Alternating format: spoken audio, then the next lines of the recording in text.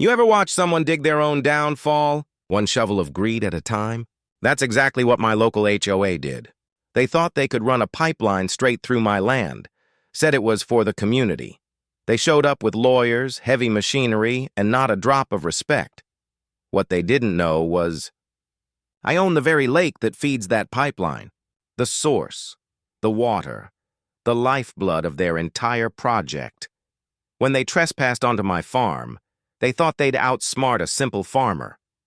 But this simple farmer had the law, the land, and a secret they never saw coming. So I let them finish their little project, every inch of it, before I turned the valve. And when the water stopped flowing, so did their arrogance. This is the story of how the HOA tried to steal my land and ended up drowning in their own mistake. Scene opens with birds chirping, camera pans over a quiet farm. Cut to a group of men in suits walking through the gate. Narrator, sarcastic tone. It started on a Tuesday morning.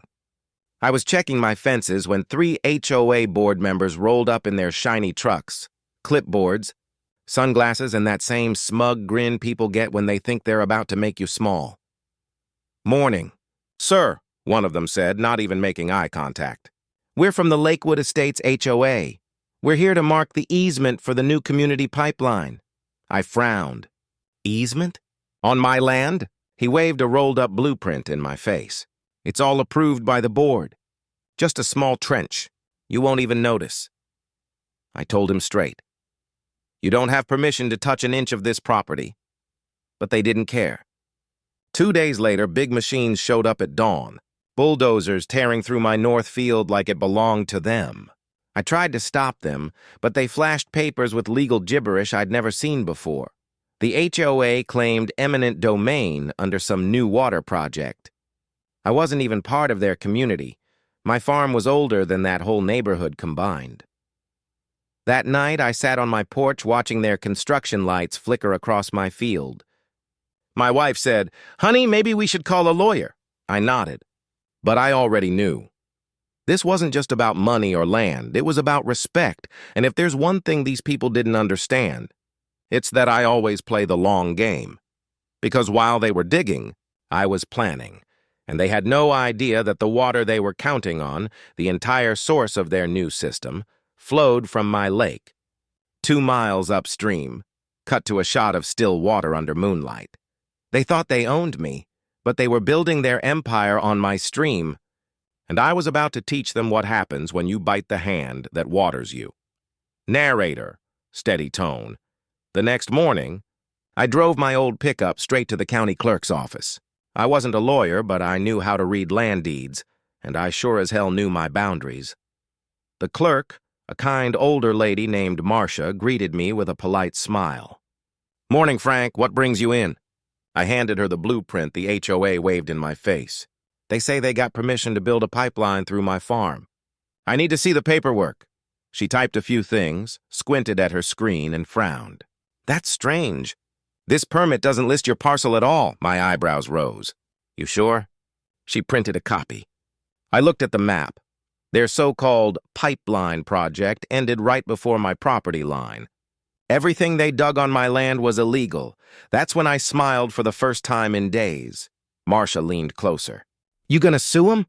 I chuckled. "Not yet. First, I'm gonna let 'em hang themselves with their own pipe." Cut to. Montage of bulldozers still working. HOA members congratulating each other. They had no clue that their entire system, every drop of water, came from my lake. See? The HOA's fancy new community project was supposed to feed into that line, pumping clean natural water from a nearby source. Well, I was that source. I owned the lake. My grandfather built the dam himself back in the 1960s. It wasn't just a pond. It was a regulated reservoir, legally registered under my family's name. That meant I controlled the flow, literally. So I started documenting everything, photos, dates, videos of their workers crossing my fence line. By the 3rd week, I had enough proof to bury them in court. But I wanted more than justice. I wanted satisfaction. One night, as their construction lights hummed in the distance, I took a walk to the water's edge. The valve that fed their line was buried under a steel hatch, locked tight. I placed my hand on it and smiled. They thought they had me cornered. But I held the key to their precious water. Supply! I wasn't going to turn it off yet, not until their grand opening ceremony, because when the whole town came to celebrate the HOA's achievement, I wanted everyone to see who really held the power here. Camera pans over the quiet lake as night falls. They built their success on stolen land. And soon they'd learn that water flows both ways, especially when you cross the wrong farmer. Opening shot, bright sunshine, banners flapping, HOA members setting up a podium near the new water station. Soft, cheerful music plays. Narrator, calm but bitterly amused. A month later, they sent me an invitation. Can you believe that? The Lakewood Estates Community Water Initiative, grand opening ceremony. It was printed on thick paper with gold lettering, like they were royalty or something. I tossed it on my porch table, laughed, and said to my wife, "Guess they really think they pulled it off." She raised an eyebrow. "You gonna go?" "Oh, I'll go," I said.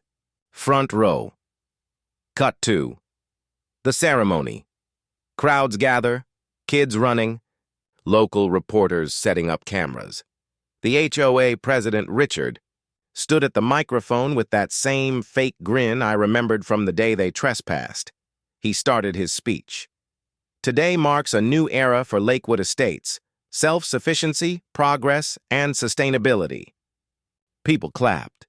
He gestured to the silver pipeline running across my land in the background. "This water will serve every home in our community for generations to come." I leaned on my truck, watching from the edge of the crowd. My hat tilted low, calm, silent. He ended his speech with flair. "Now, ladies and gentlemen, let's turn on the flow." They walked to the valve station, all smiles and cameras. Richard gave a signal to his crew. They twisted the handle. Nothing. At first, it was just a small pause, a hiccup. Then confusion spread. Technicians whispered, twisted more valves, tapped pressure gauges, still nothing. "Not a drop," the crowd murmured. One kid yelled, "Where's the water?" I couldn't help but grin. Richard's voice cracked. "There must be a minor blockage." He looked around nervously, and that's when our eyes met. I tipped my hat. He froze for a second. I could tell the realization was crawling up his spine.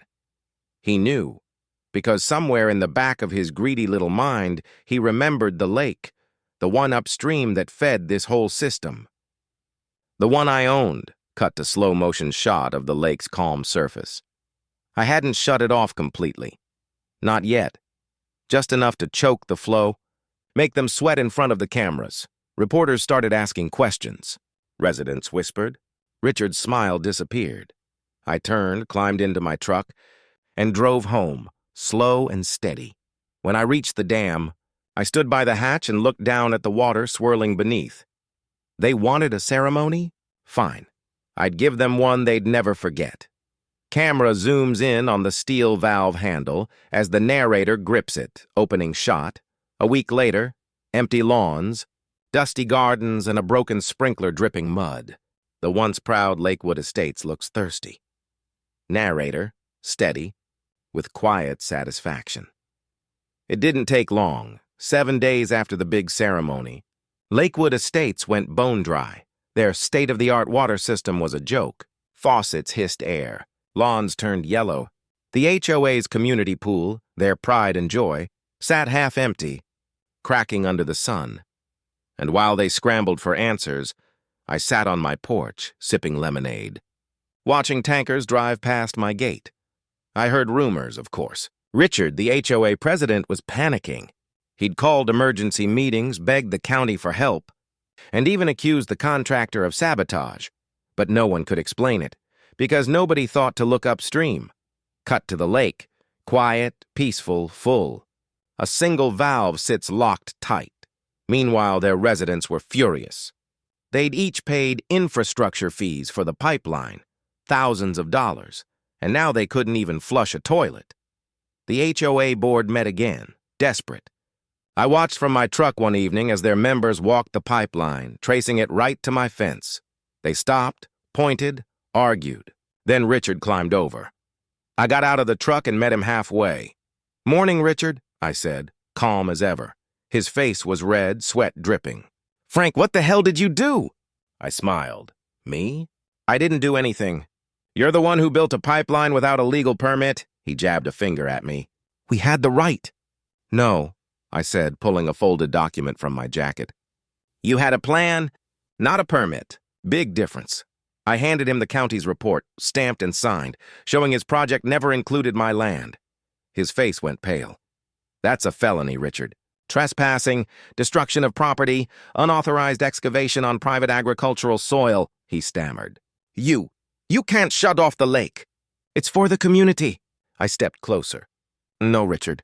It's my lake. You built your future on it without asking." He opened his mouth to argue, then stopped, realizing the crowd of residents had gathered behind him. Cameras out, phones recording. That was the moment I'd been waiting for. I turned to the crowd and said, loud enough for every phone to catch it, "You want water? Tell your HOA to pay for the land they stole."